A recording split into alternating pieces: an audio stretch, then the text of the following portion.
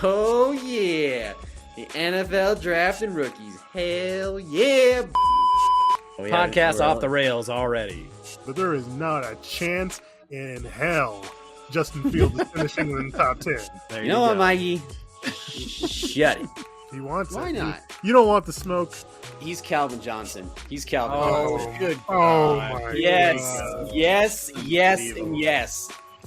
What are we going to do with you? It just, it adds a little extra flavor to the podcast. I think you're disrespecting David Njoku. Thank God Yeah. for Joe Flacco. That's all I can say. I'll help the owners. Don't draft Kadarius Toney. I have to give the people what they want. I mean, come on. I'm going to milk it. I'm going to milk it for all it's worth. I'll give you something to milk. Let's rock and roll.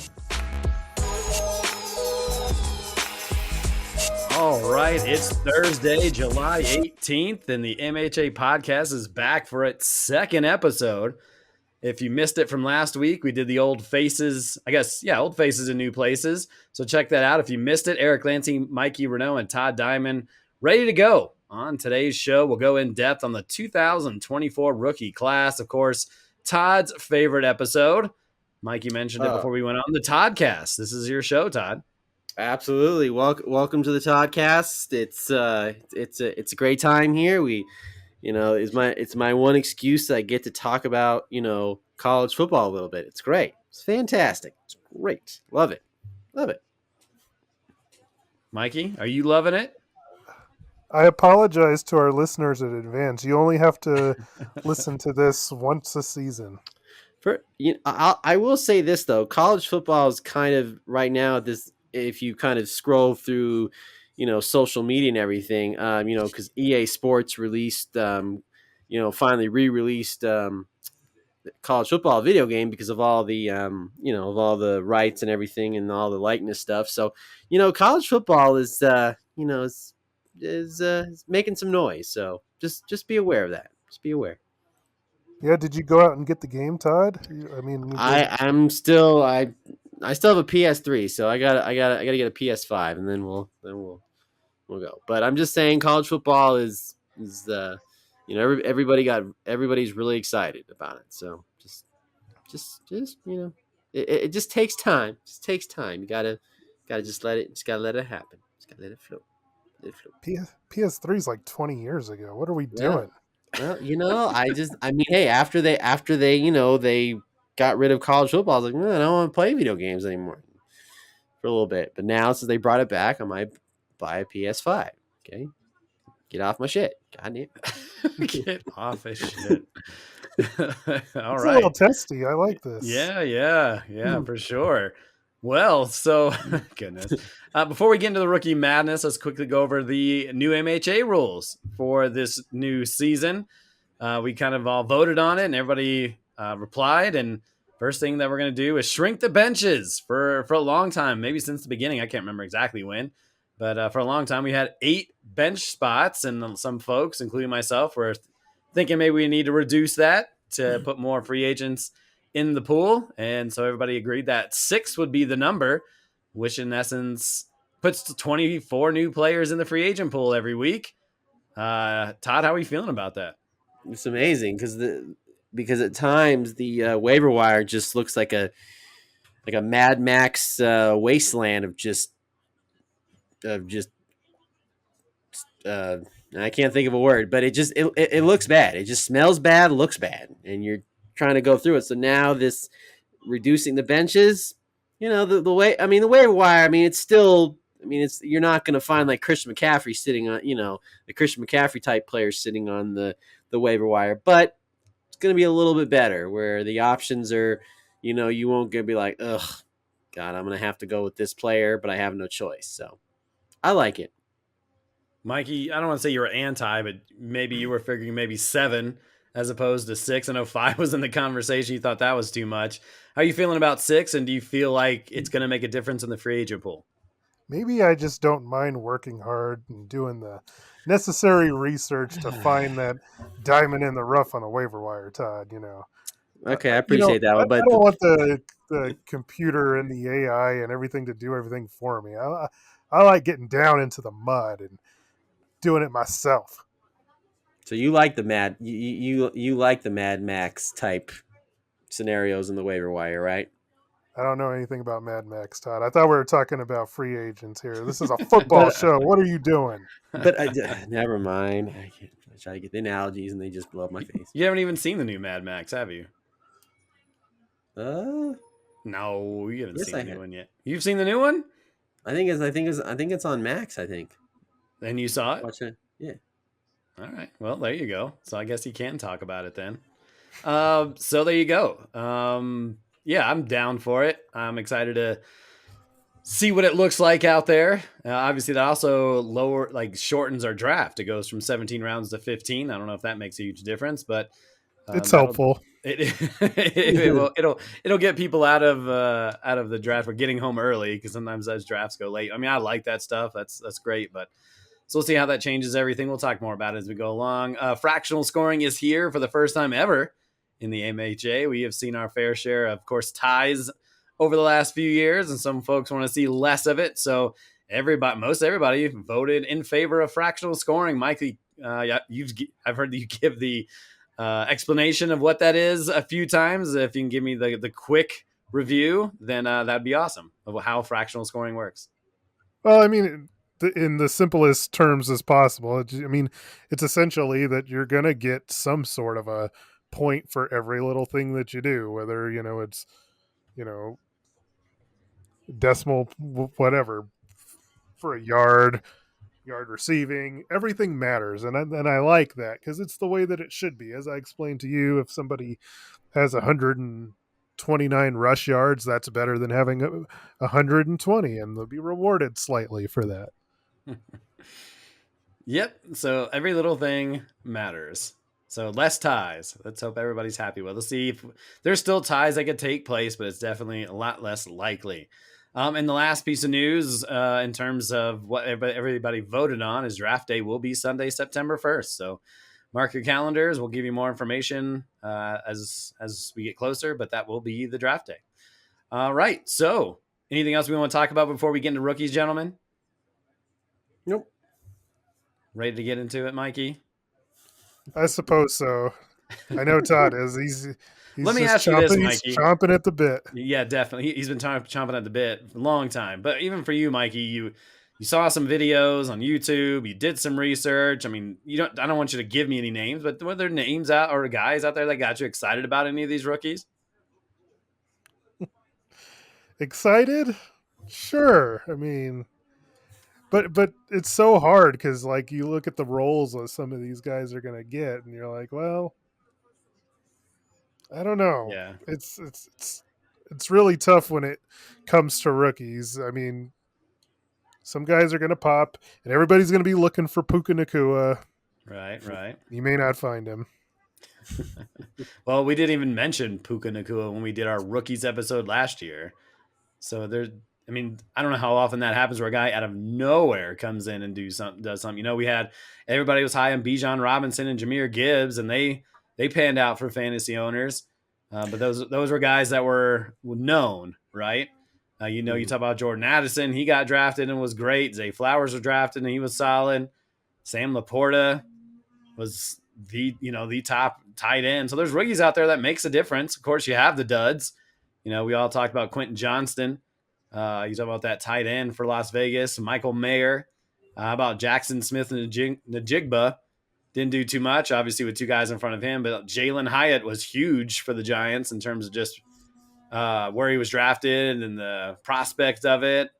So, yeah, I don't know if we'll be able to answer everybody's questions when we get into these rookies, but let's go and find out. And, of course, we're going to start with quarterbacks. There were 6 quarterbacks taken in the first 12 picks of the 2024 draft. Unbelievable. Just some quick MHA trivia. We're not going to do anything official here, but Mikey and I were talking about this the other night. I guess we all were. We went out to Buffalo Wild Wings to watch the All-Star game. We talked a lot about fantasy football. And one of the things I asked Mikey, said, do you think there'll be rookie quarterbacks drafted in our league this year? Mikey, what'd you say? I said yes. I thought that there would be At least 2. Okay. How many rookies were drafted last year? You guys remember? Anybody can answer. I'll say 7. Yeah, not even close. You're talking about quarterbacks, right? Rookie quarterbacks. How many rookie Rookie quarterbacks were quarterback. drafted last year? Oh, I thought you were talking about rookies in general or all positions. No. I'm sorry. I'll say 3. Mikey, I'll say 1. do you know who that one is? If I had a gander a guess, I'm going to say it's Bryce Young. No, it was actually Anthony Richardson in round 12. Oh, yeah. I think just more about his rushing ability that really propelled him into that mix. How about in 2022, gentlemen? How many rookie quarterbacks were drafted that year? 2. Mikey? I'll say 3. 0. None. Now, it may not have been the best quarterback class. You had guys like Kenny Pickett, Desmond Ritter, Will Levis. Todd, I don't hear you say yuck. You were all about the Desmond Ritter 2 years ago. Sam Howell, Brock Purdy. None got drafted in 2022. And then we'll go one more year because 3. That's the rules of 3. How many guys were drafted in 2021? 3. Mikey? I'll say 2. It's actually 4 that year. Trey Lance, Justin Fields, Trevor Lawrence, and Mac Jones. So, yeah, up and down. But any of those guys, I mean, none of those guys put up top brand NFL. I mean, obviously Anthony Richardson was hurt. And then none of those guys I mentioned in 2022 did anything that year. And, maybe Trevor Lawrence had some okay games, but he was not a top flight guy. So it's always interesting to see while these quarterbacks, and we'll go through them and we'll let you know if we figure if they get drafted or not, but not a lot of big returns. And then the one last thing I'll do here is I went and tried to figure out like the best rookie fantasy years that made a difference. And so you talk about Cam Newton in 2011, his rookie year, he ended up finishing fifth, easy for me to say, in our league that year. You had Justin Herbert in 2020. He finished 8th. And then Andrew Luck, of course, was highly touted as one of the best rookie quarterback prospects in history, and he would finish 8th in our league in 2012. So there you go.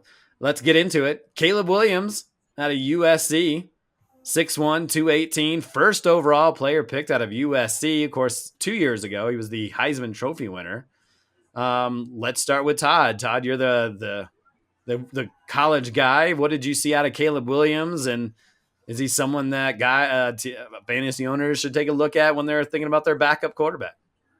Well, the thing with Caleb Williams is he obviously has the talent, and obviously what he showed, in his Heisman year, and obviously even this past year. I mean, 30 touchdowns, only 5 interceptions. Pretty good. I mean, obviously the comparisons are going to be where they're going to be. I mean, obviously it was a Patrick Mahomes. I always say got to slow your roll on that, when you're comparing quarterbacks like that. But, Caleb Williams is, you think going to Chicago and, the way their franchise has been the last few years hasn't been great. And obviously they swung and missed on Justin Fields, just like I did because I wanted the Broncos to draft him. Glad that didn't happen. But if I'm looking at Caleb Williams, I'm looking at, obviously his situation with the weapons they have. DJ Moore, they brought in Keenan Allen. You just got to just hope dude stays healthy. But obviously Caleb Williams is definitely a quarterback, obviously to think about for a backup, a backup for sure.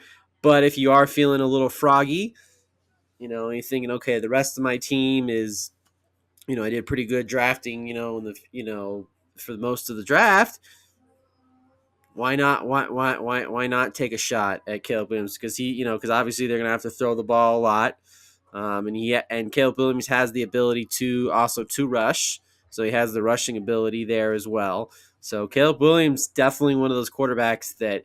Rookie quarterbacks that I would, you obviously think about for sure as your backup. But like I said, if you're feeling a little froggy, draft him as your number one guy.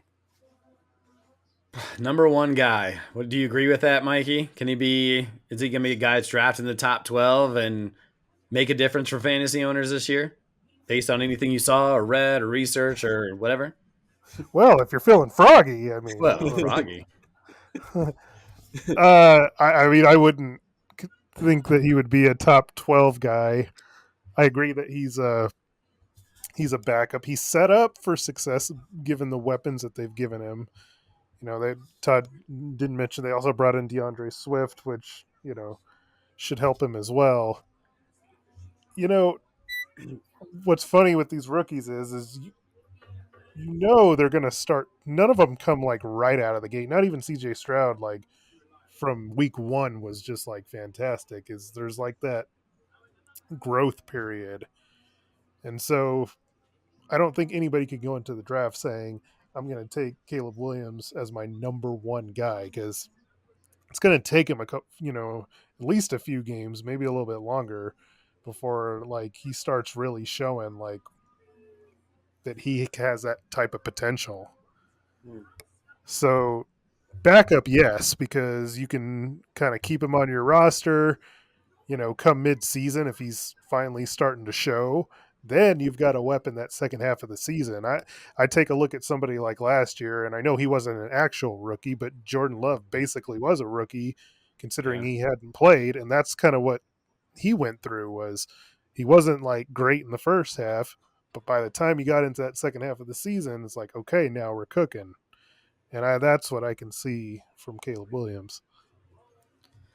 You mentioned CJ Stroud. He would finish 14th amongst passing quarterbacks, but obviously he did not, as you mentioned, really get going until more of the second midway point of the season, and he figured out still threw for 4,100 yards, 23 touchdowns, just 5 picks. Not a big rushing guy. He'd rushed when he had to, 3 rushing touchdowns, but he's not going to be a Jalen Hurts type of guy or a Josh Allen type of guy, at least from what we've seen so far. And I agree with you guys. When I watch tape on Caleb Williams, I don't know, and I just saw it from his senior year or his last year with USC, and it's interesting that Todd mentioned Patrick Mahomes. I was thinking more Kyler Murray, watching him have to run out of the pocket. I felt like he was being chased a lot. He spent a lot of time holding the ball. I mean, that dude has incredible accuracy, great arm strength. Makes the defense pay when he does get out on the run. But I never saw and maybe that's just not the offensive system at USC, but it was never like 1, 2, 3 pass, 1, 2. There was never like timed passing going on. It was just like, well, everybody go deep and I'll see if I can get it to you. Or if you can cross the field, I'll see if I can get it to you. And maybe that's just not how USC rolls. But it was just kind of like, that's how college football rolls, to be honest. Well, I'm honest. Bo Nix was pretty good at it from what I saw. But you're probably right. And I don't watch a lot of college football for sure. But it was just more like everybody go deep, and if the pocket collapses, I'm gonna run out and find you. And he did that incredibly well.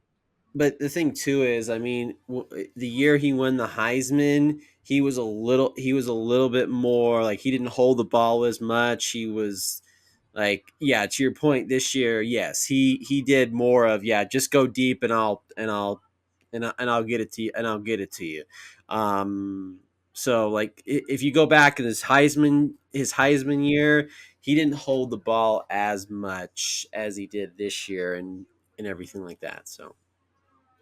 You mentioned he rushes the ball. I don't think he rushes as much as you think. I mean, he had 966 rushing yards in 3 years, and that's not bad. I mean, I don't want to put the guy down, but he averaged 3.3 yards per carry. He's not a big rusher, and he doesn't have like that elite speed that like maybe I don't want to say Patrick Mahomes has elite speed, but he has smart speed. But he's not a Jaden Daniels who's going to rush for 1,000 yards in a season. That might be a good segue unless you guys want to say one last thing about Williams. Well, the one thing that I saw watching him is like he doesn't really care about risk. Mm-hmm. And you see, okay, he only had 5 interceptions, but that was in a college game. Some of the throws that he makes are incredible. I just wonder in the NFL game if he's going to be able to get away with some of the stuff that he did in college, and if his interception total is not going to skyrocket a little bit. Williams will have Shane Waldron as his offensive coordinator. Comes over from Seattle. Of course, we saw kind of mixed results with Geno Smith over there. But let's transition over to Jaden Daniels, who's now with Washington, the Commanders, 6'3", 185, second overall pick, right behind Williams out of LSU. He was this year's Heisman Trophy winner. I'll start with you, Mikey. What did you see about him? He's the only player in FBS history that has over 12,000 pass yards and 3,000 rush yards. So maybe for fantasy, and maybe this is not our league because we're more point per completion, but I mean, he's going to rush the ball a ton, especially if he's going to get in the reps right away.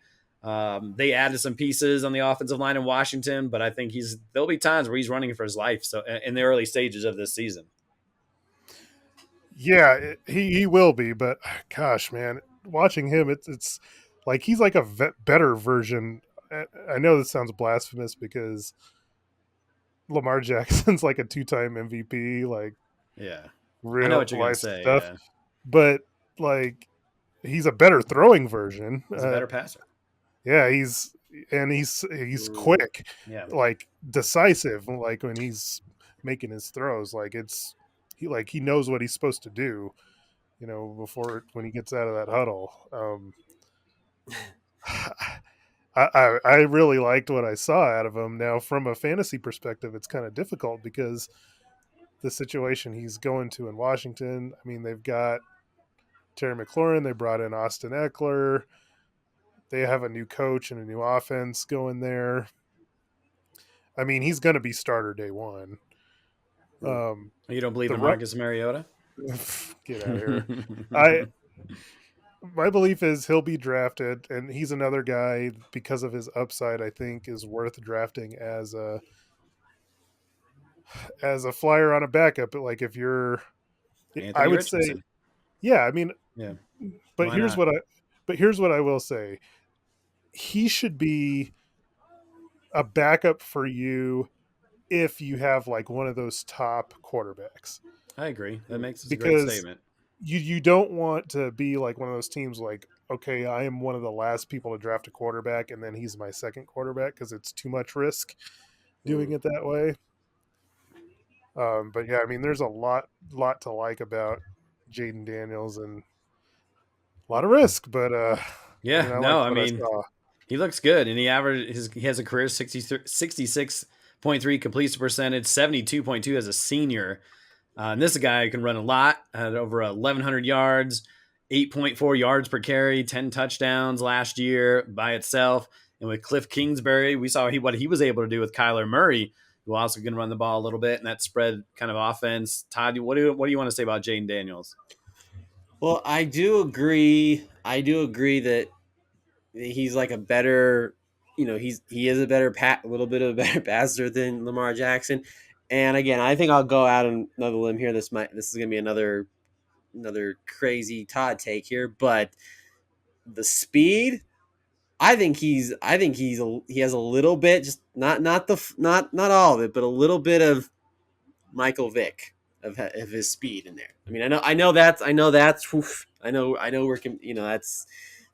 that's bold right there, but that is bold. I know. No, but again, Michael Vick is his own stratosphere. I get that. Nobody's gonna ever be as fast as Michael Vick, but there's at times where when I saw some LSU games, and it's like how fast he was and he was running. There was definitely some Michael Vick type moves in there that you just go, wow. So, but I do agree. Yeah, I mean he's definitely just a backup. I mean, I'm not drafting him, as my number one, just because of the situation that he's in. He doesn't have the weapons like Caleb Williams has in Chicago and so forth. But if they just keep putting some weapons around him, and as they go on, I mean, that offensive line is going to be the key because I mean, obviously, you don't want him running too much for his life because that's gonna hurt him that's gonna hurt him in the short term and long term. So you got to keep him upright as well. But he's definitely got that speed. So he's definitely like I said, I agree, the second rookie quarterback that will be drafted somewhere. Obviously, probably not toward the end of the draft. So just want to get to these. If we Mhm. want to talk, I want to get to running backs. We've talked a lot about the top 2 quarterbacks already. But guys, I had written down here JJ McCarthy for Minnesota. It was the 10th overall pick out of Michigan. Bo Nix, of course, with the Broncos. And then Michael Penix Jr. as well. Drake May with New England. Penix is over in Atlanta. Of course, that whole Kirk Cousins. Any of these guys matter for fantasy real quick, Mikey? I don't think so. I don't. JJ McCarthy is probably not going to be the starter week 1. Darnold will probably be the starter there. Bo Nix, who knows? That's still to be determined. And then the other 2, Penix is not going to be the starter. So yes, Yeah. I don't think any of these guys. Drake May, like New England, is a dumpster fire of an offense. So I saw Vegas had them at 4.5 wins this year. Jeez. Yeesh. Todd, do you want to say anything about it? Or should we move to running backs? I mean, I hope all I have to say is I hope I'm praying Bo There we Nix go. is the starting quarterback for the Denver Broncos. 45 touchdowns. He's more seasoned than some of these quarterbacks for whatever it's worth. People thought, well, he's 23, and I mean, he's 23, not 83. So he was in college for a little bit longer. But I just fingers crossed and that he's the guy. So that's all I got to say about that. The question everybody wants to know, though, Todd, is September Yeah. 1st is like right before the season starts. Yeah. By that time, you'll know whether or not Bo Nix is going to be the starter or not. If he is, do you draft him?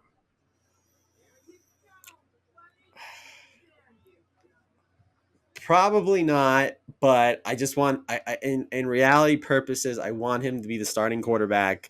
And I thought you believed in him. I do believe in him. Second guessing already, ladies and gentlemen. I'm not Well, second. he's second guessing whether it should be drafted, and I agree, he shouldn't be. Even if he's a starter, shouldn't be drafted. Our team's not that good. All right, let's get to running backs. Okay. We got to get to running backs here. Okay. Because we're not going to get through all of them either. So let's just get what we can here. Okay. Jonathan Brooks, the top running back, at least drafted, 6 foot, 200 pounds. He's with Carolina. They actually traded up to go get the guy out of the University of Texas. Todd, give me your thoughts on Jonathan Brooks. Is he the top rookie running back, excuse me? Yes, he is. I mean, and I've kind of said this before off, when we were just talking, for the podcast or whatever. I mean, I wasn't a big fan of this running back class, and even going into the draft, there wasn't really a top tier guy, but Jonathan Brooks was pretty close to that. Obviously, what he did at Texas, only 10 rushing touchdowns. I mean, obviously he had an injury during the season as well, but really in Carolina, there's the running backs they have there. Not, I would go with the rookie. And I think Jonathan Brooks will be the first running back taken. As the rookie running backs go, and like I said, I'm definitely. I mean, when I've been doing mock drafts and everything, he's been in. I've been picking him, so I'm on board with the Brooks train. Do you remember what round you're picking him in at? Oh yeah, I was more about the 8th round. Okay, that's not terrible. Mikey, what do you think about Brooks? If anything, obviously Chuba Hubbard's still there, or Chuba Hubbard, however you pronounce it. Miles Sanders. I know you don't give a crap about Miles Sanders, but he mentioned injury, torn ACL. That's a big injury in November of last year. So I mean, I haven't seen any news that he's not going to be ready, but that's something to think about. Are you excited about Brooks at all? No, I'm not excited about. I just don't like Love your honesty. The situation in Carolina. It's a bad team. It's Chuba Hubbard was actually decent last year. Mm-hmm. And I mean, Miles Sanders, you're right. I could give a crap. I kind of saw that one coming the way it was last year. He gives them something a little bit different. I'll say that. I mean, he's somebody that, watching him can catch the ball out of the backfield, which is kind of nice, but I don't know. I see Carolina and I see that situation. I'm just like, I want to stay away from it. Okay. I agree with you there. What I saw, his stuff was pretty decent. He runs kind of upright, which is not the. I mean, depending on which running back you are, like he runs like Ramondre Stevenson, where he just runs straight up, and that could be beneficial or it could leave you open for much bigger tackling. But he looks like a solid player for sure. Um, Next guy I have on my list here is Trey Benson, who's with the Arizona Cardinals, 3rd round out of Florida State, 6 foot, 215. Mikey, your thoughts on this gentleman? He was at Oregon for 1 year, 2 years at Florida State, had a 6.1 yard per carry, 25 total touchdowns, 15 in his senior year. I mean, I would figure that Arizona would be trying to bring somebody in to try and take some of the load off of James Conner because he's, he's not getting, he's not, yeah, I mean, he's not that old, but I mean, Connor's still really productive, and I think he'll be their number one back. And he'll especially be their number one back in the red zone. So, I mean, Benson may just be like a kind of a change of pace, maybe get some carries to take a little bit of that off of Connor. It's not, Todd mentioned that this running back class is not like super fantastic. It's not that appealing to me, to be honest. All right. I hear you there. He's got good breakaway speed. Could be a 3rd down back. He had 33 receptions in 2 years, but it was 11.2 yards per reception. Todd, any thoughts on Benson? I wasn't a big fan of Benson. Okay. I mean, Florida State, obviously they kind of got the raw end of the deal when it came to the college football playoff, but Benson was decent. I'm not a big fan. Maybe that's the hurricane coming out of me saying, "Hey, fuck Florida State." But no, I'm not a big fan of him, and plus two, he put it this way, Kyler Murray's going to take away a lot of those, might take away a lot of those goal line carries or a lot of those rushing, opportunities too as well. But we'll see. All right. Well, wow, not a lot of love for the running backs then. Mikey, so a couple of the other guys, I'm just going to reel off a couple of the names I have here, and if there's someone that you do want to talk about, let me know. If you're not a fan, then I'll ask Todd. But so some of the other guys I have here is Blake Corum out of Michigan. He's with the Rams, 3rd round pick. Marshawn Lloyd, Green Bay, 3rd round pick out of USC. Jalen Wright out of Miami, 5'11", 4th round pick out of Tennessee. Bucky Irving, Tampa Bay, 4th round pick out of Oregon, and Kamani Vidal, the Los Angeles Chargers, and he was out of Troy University. Any of those guys excite you at all? Only in case of an injury. I mean, Blake Sure. Corum would be perfect for, handcuffing Kyron Williams with the Rams, because in Michigan he was able to handle like full workload, and he's a little bit of a smaller guy, kind of shifty, but I mean, the Rams kind of show you what they are. They always have, like, when they've got a good running back, they run them, and they don't care how many times. So I mean, that would be somebody to look at. I mean, the rest of the guys, it's just not really. Sure, I understand that. The thing I'll say about Blake Corum is he's kind of like Kyron Williams, maybe a little smaller, but he can catch the ball. And if something happens, they can just slide him in and maybe not lose as much production. Obviously, Williams, very young. Was he a rookie last year? I can't recall. Does anybody know at the top of their head, or was he 2nd year? But who's that? Kyron Williams. Kyron Williams. I think he was a second year. Second year. Okay, so there you go. So a guy that still young in his career, if something goes haywire with him, they can maybe slide in Blake Corum and get decent production. Todd, any of those guys, Lloyd, Wright, Irving, Vidal, stand out to you? No, I mean, if anything, Corum, just because the dude all this research, you guys hate them all. No, I'm just kidding. I was going to say with Corum, I mean, he had 27 touchdowns. Now, granted, all they did was run the ball last year for Michigan. So that's at least, I mean, I agree that he can take the workload. He could take, obviously the offensive line is not going to be as great as it was, with Michigan, but definitely a possibility. So, let me ask you guys this question then. It maybe doesn't matter, but who was the head coach of Michigan? Who was it? Harbaugh. Yeah, Where is he now? Chargers. And who's the top running back in Los Angeles? Is it It's Vidal? debatable. Right. It's probably Gus Edwards, given the money that he got for versus, sure. Yeah. But just thinking about Vidal, who comes in and all they do is run the ball. There's a chance for this guy who ran for 4,000 yards in 48 games. I mean, he's not the biggest guy. He's 5'8", but he had some pretty impressive tape that you saw online. So I'd be interested to see what kind of production if he gets the opportunity. He finished second in the nation in rushing yards with 1,600, close to 5.6 yards per carry. I don't know. And he had 92 receptions over his career. So that's something I think to keep an eye on.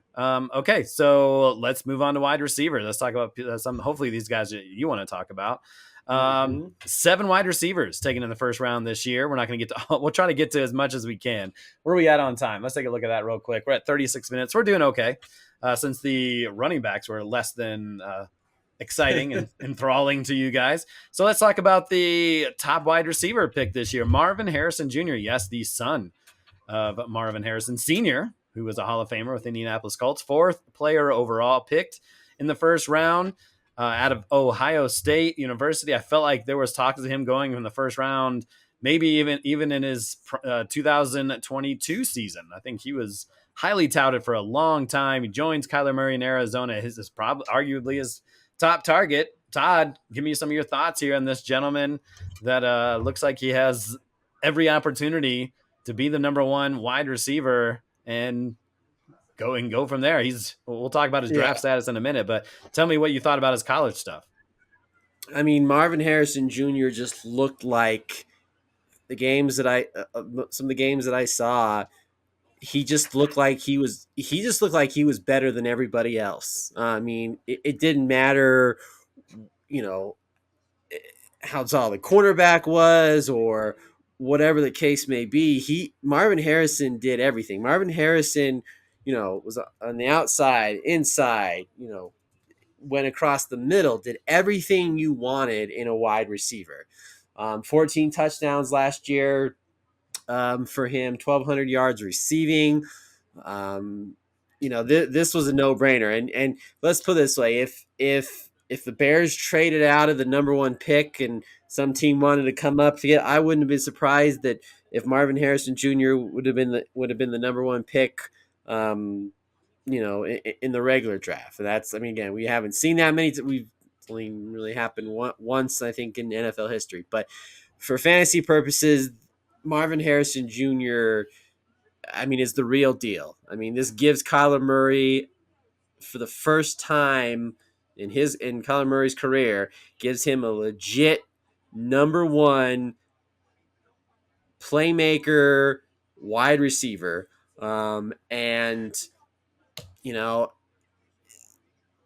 again, I have the last pick in the first round and and the first pick in the second. And again, going back, I think I've done more mock drafts before than I ever done since I've been in the league. But there's been scenarios where I've picked him because I think he's that good. And obviously I know it's the Cardinals. There's a lot of scenarios. Offensive line and Kyler Murray with injury prone as well too. But I think Marvin Harrison Jr. is that good. He's that good. Mikey, is he that good? In college, he's 6'3", 209, so he's got the build. 32 touchdowns and 38 total games, 2-time All-American, Blitnikoff Award winner. He's talking about drafting him in the end of the first, beginning of the second round. Is that how you're valuing him, or is Todd a little bit crazy over him right now? I know you think he's a little bit crazy right now. And I'm going to tell you why here in a second.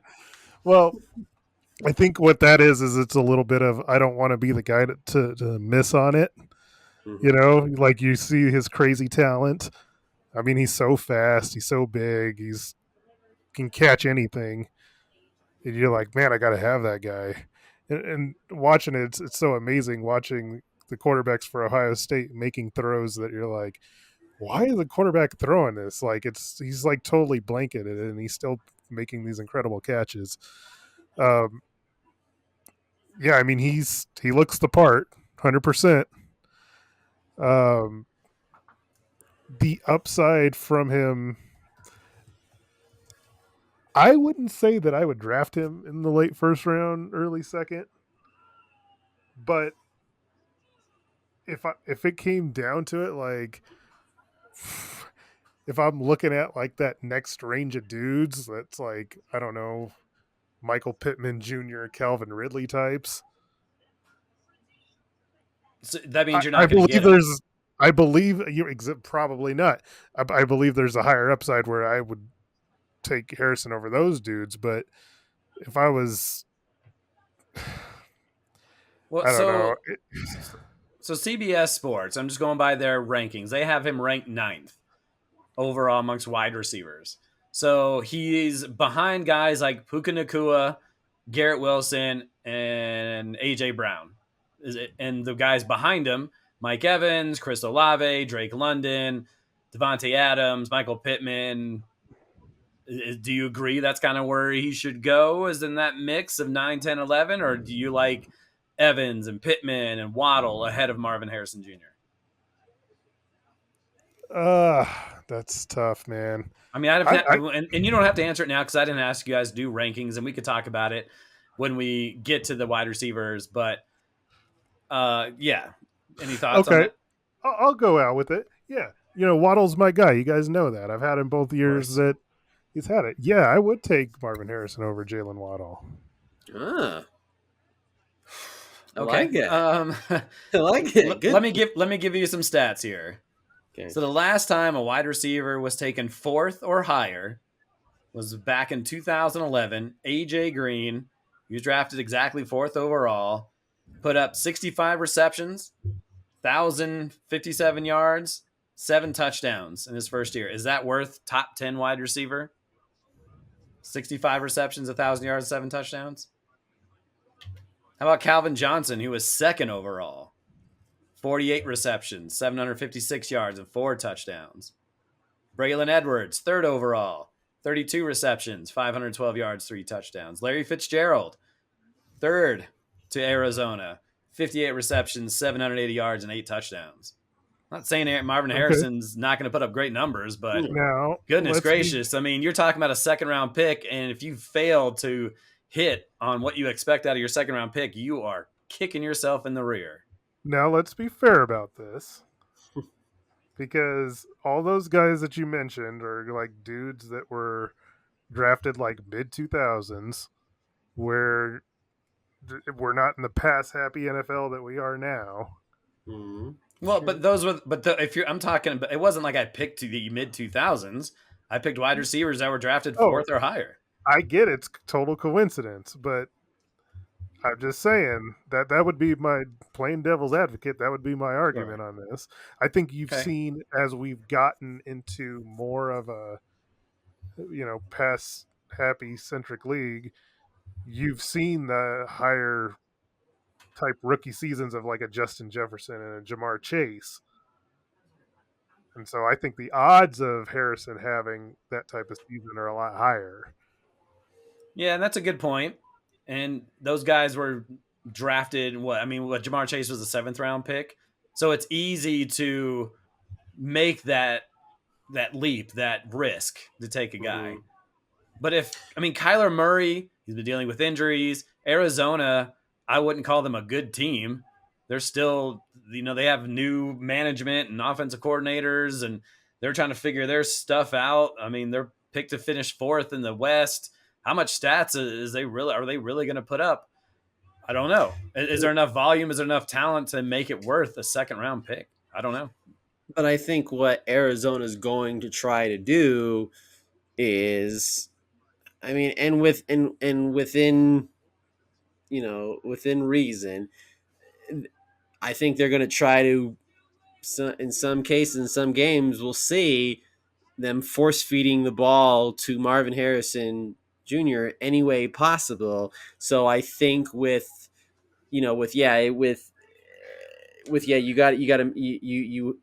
hope that the production that he has in college and the expectations translate, into the NFL.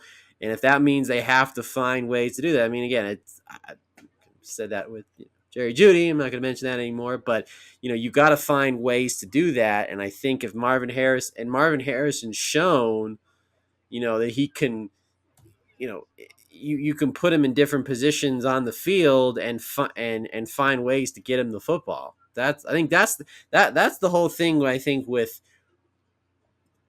rookies coming into the league that teams fail to do sometimes, regardless whether they want to just ease them into it. And obviously they're still going to do that, but you have to, I think, in order to, especially wide receivers, running backs, we know their transition's easier. But with Marvin Harrison Jr., you have this great talent, so you got to find every way possible to get him the football. Look, And I I mean, think we're at 46 minutes. I mean, we're only talking about one wide receiver, but you're telling me that Marvin Harrison is a better talent than Devontae Adams? See, I wasn't willing to go there. If it's all about, well, we just got to get him the ball, I think they're kind of in that similar situation. Bad teams. Maybe Kyler Murray's better than the two possible candidates in Las Vegas, but Devontae Adams is a stud, at least a great talented wide receiver.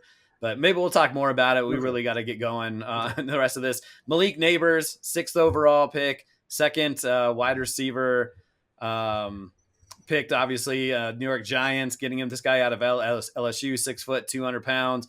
Mikey, some thoughts on Malik Neighbors and his fantasy worth? I mean, obviously, this might be the best wide receiver Daniel Jones has had in his career. So does that make him interesting to you, or does Daniel Jones have the ability to get him enough fantasy points? What do you think?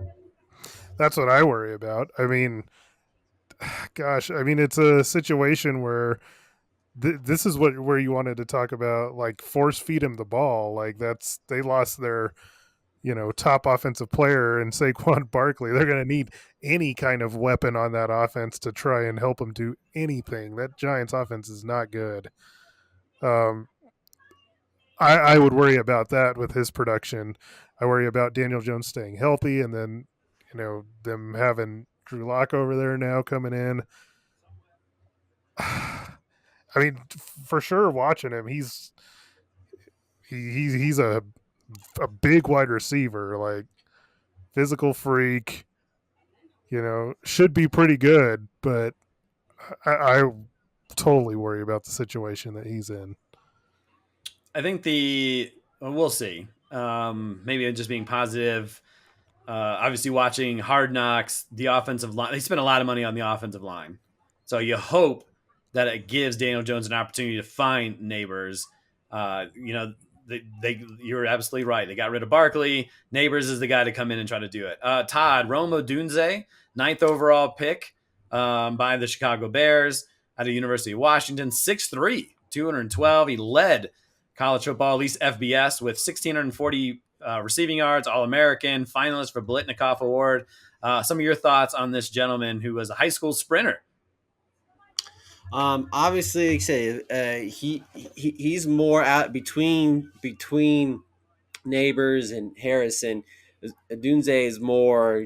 I mean, he's a more physical wide receiver. So obviously, if you need to ask him to block, he would. He could probably be really good at that. Goes into a good situation, I think, to some degree, because you already have DJ Moore there in Chicago. You have Keenan Allen. So obviously, he might be in a situation where all the pressure may not be on him, so he may be able to flourish a little bit quicker, because he'll have some good wide receivers, decent wide receivers to kind of help mentor him a little bit. So so that's kind of a good positive thing there. And so forth, compared to Harrison and Neighbors, where they're going to just have to step right in and go from there. So Dunze, a good situation from him, and I could see him getting drafted. Maybe like the 7th round. See somebody maybe taking a flyer on him. Well, I mean, that's tough. I don't want to spend too much time on it, but he's the third wide receiver. Right. Yeah. So I So don't that know how much opportunity he's going to get, or at least how many targets he's going to get, especially with a rookie quarterback. I'm not saying he's not talented, but no. there's other guys I think that have better chances and can put up better points. He Yeah, seems I like agree with you. he's in a similar spot as Jackson Smith and Jigba was last year. Yeah. But so yeah, there's that. Mikey Brian Thomas Jr., Jacksonville, first round pick, 23rd overall, 6'3" out of LSU. Mediocre stats in his first 2 years, but really broke out in his junior year. 13 games played, 68 receptions, close to 1,200 yards, 17.3 yards per catch. Currently sits in third on the depth chart behind Christian Kirk and Gabe Davis, but I know your thoughts on Gabe Davis. Is it Calvin Ridley leaving opens up 136 targets? How are we feeling about Thomas Jr.? Is he worth drafting, I don't know, midway point of the draft? I don't know about midway. I don't know if his role is Further solidified that much to give him that kind of respect. If he jumps past Gabe Davis, do you feel better about him? Oh yeah, I would 100%. I mean, he's definitely looks like a pretty big time deep threat. The problem is they gave Gabe Davis a pretty good chunk of money. Why? So Why? It'd be hard for me to believe that Gabe Davis is not going to be on the field. I don't know. Brian Thomas seems like a stream dude to me. Okay. I appreciate that. Todd Xavier Worthy, Kansas City, 5'11", 165. Not a big dude, but incredibly quick guy. Third team All-American as a senior. A little over 1,000 yards, 5 receiving touchdowns. Not a lot, but he was also a great punt returner. Competition, of course, Rashee Rice, dealing with legal issues. Hollywood Brown, excuse me. I was told the other day by Mikey that's his real name, is Hollywood Brown. So good for him. Travis Kelce also getting in targets. Some of your thoughts on Xavier Worthy, Todd? Well, Xavier Worthy, I mean, I don't want to say it, but I mean, obviously had the fastest. Okay, had the fastest 40 time, 4.21. Whew, that's pretty quick. That's the record, right? That's the record. Yeah, he demolished that. Right? Jeez, demolished it on the second try. I guess I'll say this again. I'll say it, but obviously they're trying to see if he can be a Tyreek Hill, where he's got that speed or whatever and so forth. But they're looking for any kind of wide receiver possible. But obviously they, as long as they have Patrick Mahomes and Travis Kelce, they seem to do just fine. But he has an opportunity if Rice's situation with his legal stuff kind of lingers into, close to the season or into the season, the NFL might suspend him. So that might open the door for Worthy. So, you just get him in space. I mean, even if it's just you pitching the ball or just a quick screen, we know he can run. He's fast, so that's not a problem there. So we'll see what happens. All right, I'm just going to read these names off, and if you guys want to pick someone to talk about, you can. Ricky Pearsall Jr., San Francisco. He's out of University of Florida. He was at ASU for 3 seasons. Of course, that whole stuff with Brandon Ayuk the other day, saying he wants to be traded, so he kind of fits into that role. Xavier Leggett, Carolina, 6'1", 221. He's actually out of South Carolina, second team All-SEC. Keon Coleman, Buffalo, 6'3", second round out of Florida State. Ladd McConkey, Chargers, 6 foot, second round pick out of Georgia. And Jalen Polk for New England and Adonai Mitchell for Indianapolis. Todd, any of those guys excite you in terms of fantasy?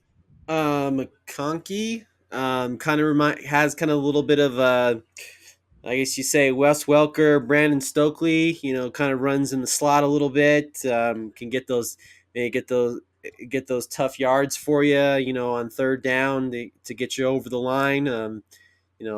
Is quick a little bit and able to go across the middle a little bit. So I'm a fan of him.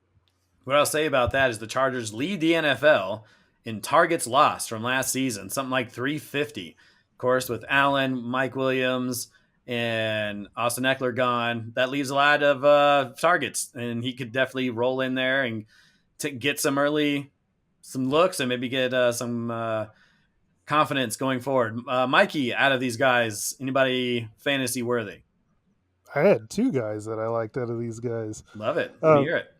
so I disagreed with you, and you said that Ricky Pearsall was could fit into that Brandon Ayuk spot. I disagree with that. I watched him. He looked exactly to me like Deebo Samuel, and I think they probably drafted him thinking like they struggled when Deebo got hurt last year, and this dude can do a lot of the same things that Deebo can. So like he's like a somebody like if that happens again where Deebo gets hurt, he is somebody that definitely I would think that you should pick him up. He does so many different things. He can run, good run after the catch. He's a big dude, so I really liked him. Well, And then my main thought on him was Brandon Ayuk. They drafted a wide receiver in the first round because there was a possibility Ayuk wasn't going to be around. So that's more. I wasn't saying his exact role as Ayuk. It was just more of this is the guy that's going to come in if Ayuk leaves, and he's going to. They have an insurance policy. Maybe that's a better way to put that. But go ahead. Yeah, that's a good one. yeah, the other guy was Keon Coleman with Buffalo. Like he's gonna get his chances. I mean, Buffalo lost Stephon Diggs. They lost Gabe Davis. Like he's gonna have one of the best quarterbacks in the NFL throwing him the football. Like, and he's a playmaker. So I mean, I think that he's somebody that you could take a swing at late in the draft, and you could be coming up with a pretty good player with some tremendous upside and a good offensive, team. I really like Keon Coleman to possibly have a chance to do something. All right, let's get to these tight ends here. Two of them that we can kind of go through. Brock Bowers, Todd, he's out of his first round pick out of Georgia. Of course, we all know that Las Vegas already drafted a high tight end 1 year ago. But some of your thoughts here, and this guy is the first ever tight end to win the John Mackey Award as FBS's top tight end twice. He did it twice, 3-time All-American. Some of your thoughts on Brock Bowers for the Raiders. Well, Bowers definitely has. I mean, he's a physical tight end for sure. He's got a little bit of that speed. I mean, has a little bit of Gronk in him, a little bit because he's hard to defend. On the field and where he goes, and you can put him anywhere on the line, and he'll get you. He'll get you those tough yardage, down the field, and he's a physical, physical tight end, and it's hard to game plan for him. So Bowers definitely he's a. I don't want to say he's a. I want to say. Say it anyway because it's good for the podcast. But I mean, he might be one of those like once in a generation type tight ends that that can make a difference right away. Yeah, for sure. I mean, I loved his tape. I would say he's more Kittle like than he is Gronk because he's quicker. He's got more burst. I don't remember Gronk in college too much, but just in terms of what I saw in Gronk in the NFL, he was more lumbering. He's bigger. I mean, he was athletic for his size, but I feel like Kittle's got more speed and athleticism, and I feel like Brock Bowers is more towards that end of things. Well, because I was just saying, I guess maybe then my comparison to Gronk was the fact that it's hard to get. It's kind of hard to. It was hard to game plan for Bowers because. Sure. Just like Gronk, it was hard to. Gronk was more like catch the ball. He had a little bit of speed, but he would just kind of. He wasn't out route running anybody. No, he was. He was just much more bigger and stronger than everybody else, and he would just kind of stiff arm you and go down the field. But Bowers, Bowers definitely has is a little bit faster than Gronk. I'll give you that. A little bit. What's that? That's a little bit. Like Bowers is like no tight end I've ever seen. His tape was impressive. Like they're running him on reverses or playing him on the outside. Like I don't know. I haven't seen very many tight ends that can do the kind of things they are. He to me is more like a big receiver. Is he like just a quick comparison? But is he Shannon Sharp? Well, He's quicker than Sharp was, but I mean that's in the I don't know. sense that he's more like, because Shannon Sharp took a lot of flack for not being like a great blocking tight end, which a lot of tight ends are, can block and receive. Mm-hmm. Yeah, I mean, he's definitely more receiver than he is. Okay. I guess Is he Jimmy tight Graham? end. Is he Jimmy Graham? That's actually not a bad comparison, to be honest. It's not bad. I think Graham was bigger, at least especially in the shoulders. But you mentioned he ran the ball 19 times for 193 yards and 5 touchdowns. So this guy has done a little bit of everything. So he might be someone. He might be a tight end that people could draft. And once you get past the kind of the top notches, maybe you take a flyer on him. Ben Sinnott from Washington, Mikey, 6'4", 245, second round out of Kansas State, third team All-American. Washington let Logan Thomas go. Zach Ertz, of course, he's a little on the older end. Maybe Sinnott gets a lot of run here. Or are we still thinking Zach Ertz going to come in and make the fantasy, set the world on fire because of what he's been able to do as an older tight end? Oh, Zach Ertz. I mean, he is getting a little long in the tooth there, isn't he? Yeah. Similar situation too for Ertz, because he was the kind of the lead dude in Arizona last year until their tight end Trey McBride kind of came out of nowhere in the second half. And so anything, Zach Ertz is more like a mentor for this guy. Oh, for sure. And I mean, if you look at Sinnott on tape, I mean, he's just pretty good receiver. He's a bigger dude, but I mean, I liked what I saw from him. He was pretty solid. Tight ends are just like there's only like the crop of them. It's not that big, and so now with these benches that they're shorter, backup tight ends. Yeah, backup tight ends is probably not going to be something that you see. So I don't know if he's going to be somebody that gets drafted. Okay, fair enough. Tip Riemann out of Arizona. Jatavian Sanders from Carolina, Theo Johnson, Giants. Do we want to talk about these tight ends? Perfect. No. All right, great. Let's go to what's that, Todd? Do you want to say something? No, I was just saying, yeah, we can move on. We can move on. So we're at the end of the podcast here. Let's make this quick. I had you guys. We're going to do some board bets here. We got 3 of them. So I'm going to have each of you tell me which rookie quarterback you think will score the most fantasy points. Tell me which rookie running back will score the most fantasy points, and which rookie wide receiver scores the most fantasy points. So, Todd, tell me which rookie quarterback you think will score the most fantasy points this year. It'll be Caleb Williams. I think Caleb Williams by far. Mikey? Well, just because I want to be different and because I liked so much what I saw out of Jaden Daniels, I'm going to go with him. It should be Caleb Williams, given his weapons, but I liked what I saw out of Jaden Daniels, so I'm going to go with Jaden Daniels. I'm also going to go with Daniels. I think his rushing ability, when he's learning, is going to be able to help him get out of trouble. And I don't think Caleb Williams rushes as much. And while I know we're a point per completion, fantasy, if you can run the ball and get out of harm's way, that's going to be able to at least extend plays. But so I'll go with Daniels as well. All right, Todd, how about which top rookie running back scores the most fantasy points this year? Jonathan Brooks. I think Jonathan Brooks will score the most points. I think he's going to be the guy when it's all said and done when the season starts. What do you think, Miguel? I'm going to go with a little sleeper here. I'm going to go off the board with Broncos rookie running back Audric Estime. Ooh, because talk about him. We didn't. So give me some quick thoughts on Estime then, if you would like to.